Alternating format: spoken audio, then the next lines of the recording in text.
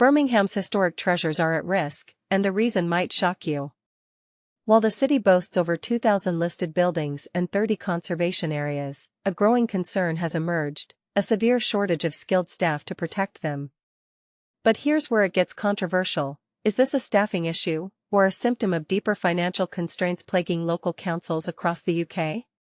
The Victorian Society, a dedicated advocate for preserving Victorian and Edwardian architecture, has sounded the alarm. Since September, Birmingham has relied on just one part-time conservation officer, supported by 2 consultants, while a second officer is being recruited.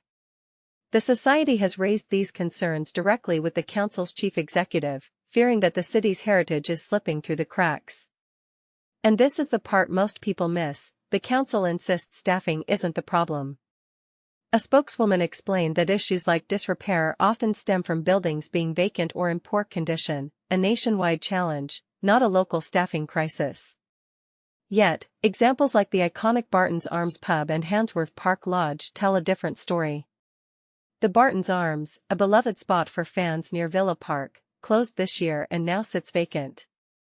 Joe Holyoke, vice-chair of the Birmingham and West Midlands Victorian Society, emphasized, a listed building can only thrive if it's economically occupied. This pub isn't, and that's deeply worrying. A conservation officer should be actively working to bring it back to life, but that's not happening. The pub's stunning interior and intricate tile work earned it listed status, but without intervention, its future hangs in the balance.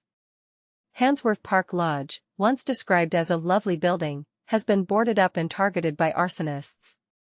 A petition to restore its Victorian lodge house for community use highlights public concern, but the council's response remains uncertain. Tim Bridges, a conservation advisor for the Victorian Society, warned, "Our worst fear is that it will be lost or demolished." 20 years ago, there were 7 conservation officers working across the city. Today's situation is simply unacceptable. Here's the bold question: is the council fulfilling its statutory duty to protect these buildings?